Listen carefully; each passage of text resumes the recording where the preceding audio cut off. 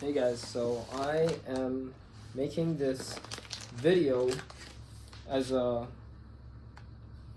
follow-up for Chem activity number 5, which we did last Friday in class. And I am doing this mainly for the students that I confused with what I think the answers were, but apparently weren't. So, as a disclaimer, I am just a student, okay, like you. I'm a fellow student who has taken this class before, and I wouldn't say that I have 100% all the answers that you have related to chemistry. So yes, do not ever use my word against Dr. Veldkamp, because she has a PhD and I am just an undergraduate chemistry SI. But anyways, so let's go through the questions right here. Okay, so I'm going to start with question 1. I'm not going through the model that we looked at because that's already in your POGL, and I'm assuming that you have your POGL with you as well as I'm going through this one. So, number 1, how many isotopes of hydrogen naturally occur on Earth? Well, in the model we can see 2, right? There's H1 and H2. So, there must be 2, right? When you count that, there's 2. And how many isotopes of magnesium? Well, we see 3, so that means there must be 3. Okay. Next, let's look at number 3. What do all isotopes of magnesium have in common? So you were supposed to check with your group if you guys agree with whatever answer that you got. But in here, what I put for myself was that they all have the same number of protons, and we covered that in the previous activity. Number 4, if you select one carbon atom at random from a large collection of carbon atoms, the mass of that atom is most likely to be what? Atomic mass units. Well, that most likely is going to be 12, right? Because the percentage of carbon-12 atoms would be 98.89%. So if you have a large collection of, let's say, a container, if you have a container of carbon atoms and you pick one carbon atom, the likelihood of that carbon atom that you picked has a mass AMU of 12.000. Why? How so? Because it has a higher abundance. It's more abundant compared to the other one, right? Because it just has one carbon atom. Okay, so what is the mass in AMU of 1,000? If, say, you have 1,000 carbon-12 atoms, then that must mean you have 12,000 AMUs, right? Because 1 is 12, so if you have 1,000, then that must be 12,000. And the same thought applies for B, which is if you have carbon-13, well, if you have 1,000 of those carbon-13s, then it must be 13,000. And to be in exact numbers, 13,003.4. Okay, so let's move on to the next one. If you select 1,000 carbon atoms at random, the total mass will most likely be what? So there's A, B, C, D, and E. I'm just going to go straight to the answer and say that it's B.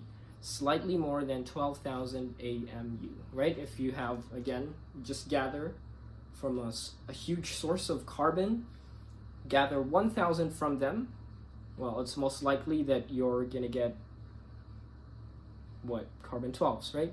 But there's still that very low chance that you could get a carbon-13. There's a 1.11% that you might get a carbon-13. So even though it's low, it's still possible, right? Like the chances, like there's just one thing that came up in my head. Like the chances of you getting killed by a seal is low, but never 0, right? So it's kind of like that. So there are chances that might not happen as often, but it could still happen.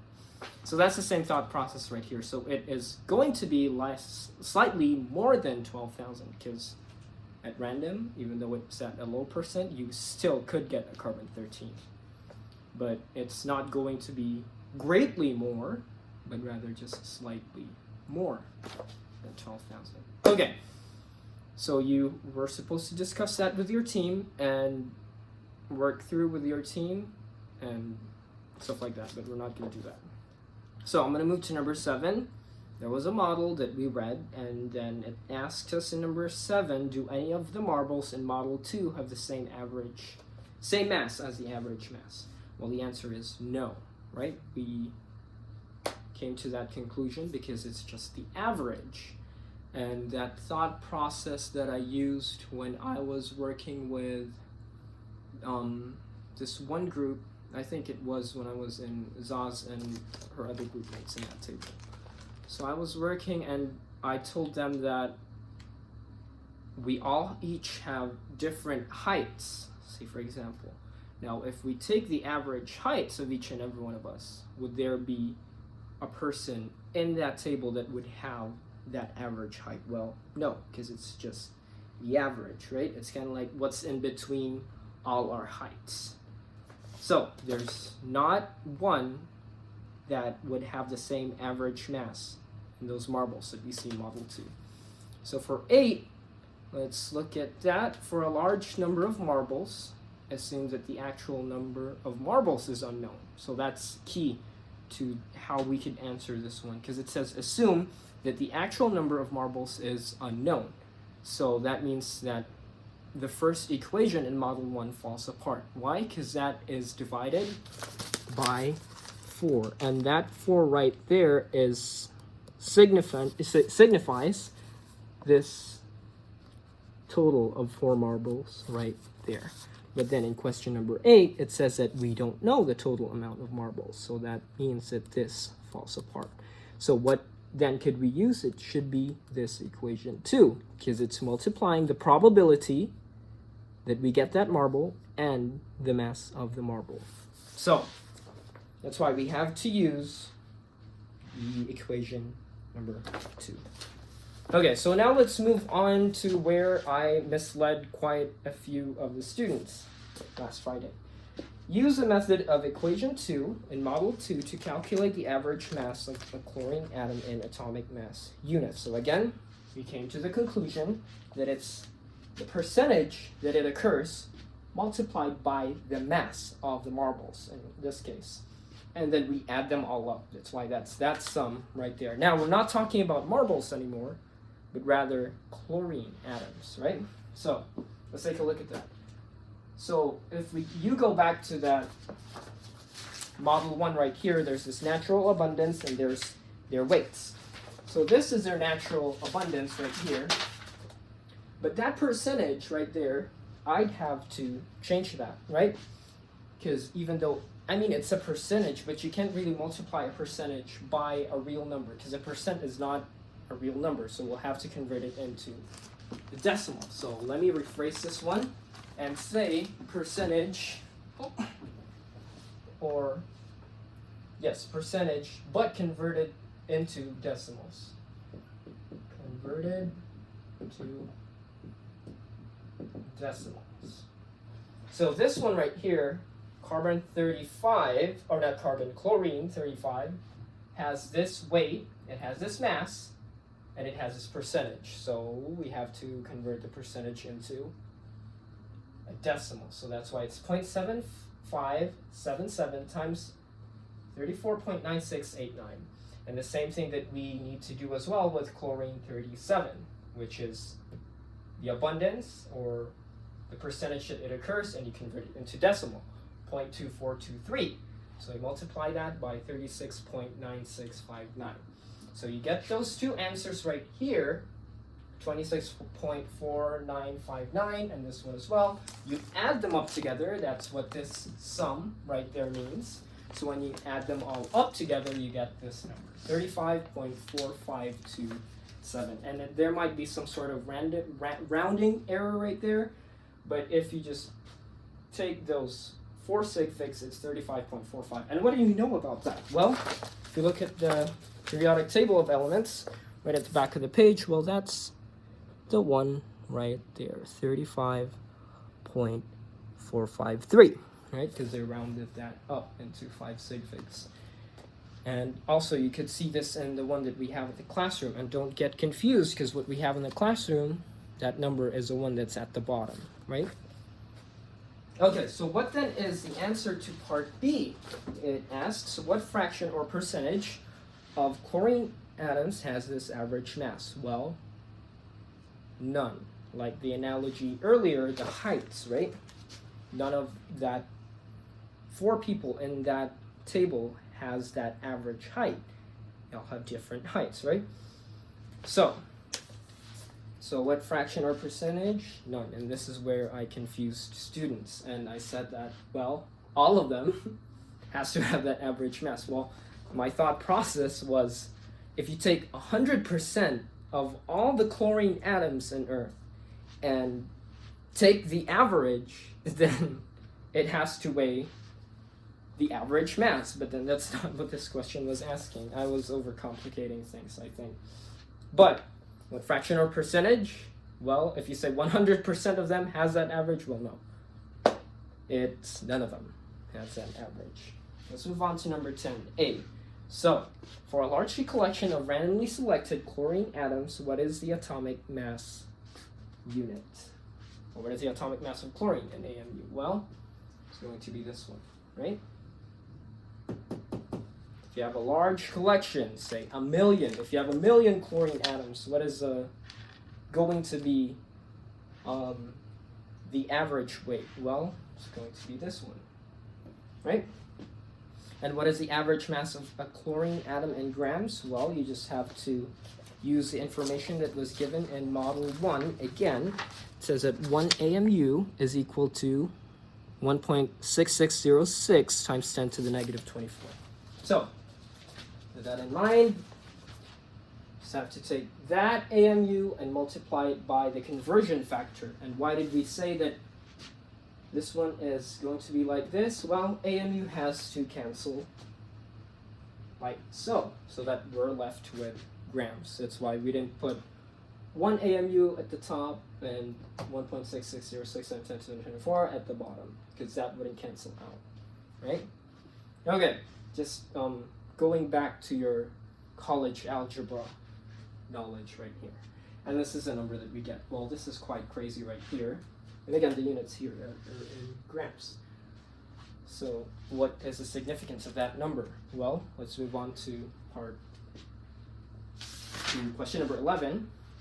So what if we have 6.022 times 10 to the 23 chlorine atoms? What would their weight be, right? Say, for example, you have 6.022 times 10 to the 23. So you were supposed to come up with this individually, right? But then I came up with this, and this is what I think the answer is going to be. 6.022 times 10 to the 23 times this in grams, right? And what do we get? Well, we get 35.45 AMU. Well, what is that? That brings us back to the atomic mass of chlorine. Isn't that mind-blowing? Well, there has to be something going on with this specific number right here. And if you continue and work through the problems, right, it's going to be now magnesium. If you work with magnesium, what is the average atomic mass of magnesium? Well, you just have to multiply the natural abundance, again, in decimals, and then multiply that by their atomic masses, right? So that's going to be 0.7899 times 23.98570 multiplied by 0.1000, again, decimal. Multiply that by 24.9858. 0.1101 multiplied by 25.9826. Then add them up all together, and surprisingly, you'll get a number that is 24.305, which is the molar mass of... Oh, I'm not supposed to say that word yet. We don't call it molar mass just yet. The AMU, the average rate of that. And tomorrow in class, we're going to look at what that number means, is 6.022 times 10 to the 23. There's something special about this number right here. And we'll look at that in class tomorrow. Okay, so let's see what else. And if you continue to number 13, you multiply 6.022 times 10 to the 23 of whatever you multiplied by. Okay, so for A, you'll get an answer of 24.305, and that's going to be an AMU. You take that number and multiply that by 1.6606 times 10 to the 24, and then you'll get a number, right? Let me use that. Let me multiply that out for you. So 24 point, what did we say that number was? 24.305 times 1.66 times 10 to the negative 24. And this is a number that we get, 4.03463 times 10 to the negative 23. And then we multiply that by this number right here, 6.022 times 10 to the 23. Let's see what we get. Times 6.022 times 10 to the 23. And what do you know? We get this number right here, 24.29654 and some change. And that's quite close to that 24.305. Well, there must be some couple rounding errors that's happening right there, but we're quite close to 24.30, right? If you take those 4 sig figs that we have, we're close to the weight, the average weight of all magnesium. So let's see if we continue to the next ones. Right, it says that. How does a number given just below the symbol for magnesium compare with the average mass? Well, that's just asking you, kind of like confirming that what we did was actually correct. So if you go through all these questions right here, you'll confirm that what you have, answers that you have are all correct. But yes, I really do strongly suggest that you go through those remaining questions. It's fairly easy. It wouldn't take you like 10 minutes to go through every single one of them. But yes, and just as a spoiler for tomorrow, and by the way, we have class tomorrow, right? Campus is closed, but we would still be having online classes, so keep that in mind. Yes, because I know that it gets confusing because you got this email that says, oh, no classes. No, it actually says no in-person classes. You still have to check with your professors, right? Okay, so it would be this number right here. Keep that in mind.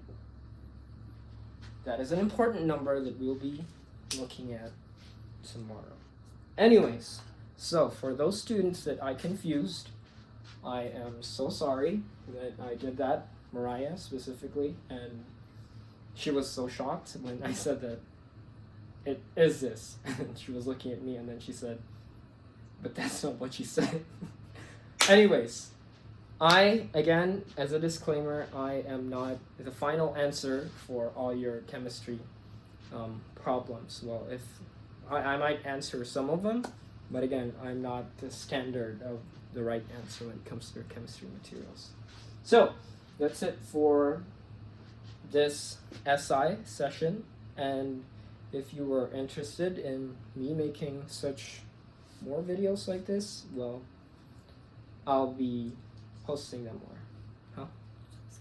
Subscribe. I don't think I'll be posting this to a YouTube channel. Oh. Because You can. yeah. Okay. I mean, I can, but I just don't want to use that platform. But anyways, I will be sharing this as a link, and if you are interested, let me know and respond to the email that I'll be sending you, maybe, or come to my SI, I don't know. But if you don't think that this isn't helpful for you, just let me know and I'll stop sending this type of videos to you. And also, exam 1 is going to be 1 week from tomorrow. It's going to be an evening exam. I think that's what is written in the syllabus. I might, yeah, but Dr. Velchem, I think, will be announcing that. But yeah, exam 1, right? So you must have had already attended 4 SI sessions. And also, another disclaimer, this doesn't count towards your SI, right? Because this is a more of a personal thing. Wait, I said something about SI earlier. No, this is not our SI session. It's just me making videos, like an apology video. But anyways, yes, this doesn't count towards your SI session. You still need to come and attend SI. So if you haven't attended yet, you still have the chance, but you need to get those 4 points in. Do you say that they need to? Okay, so Samantha right here used to be this. Okay, so she used to. How important do you think? I think these extra points are major important. Major. So come, honestly, just do it. Even if you don't want to, just say come in. Like. Yeah. Yeah, and I'm yeah, like those really add up to your overall score. Yeah. Yeah. Yeah. I think so big. But anyways, yes, so you guys should do that. It really helps a lot. Anyways, bye guys. Bye.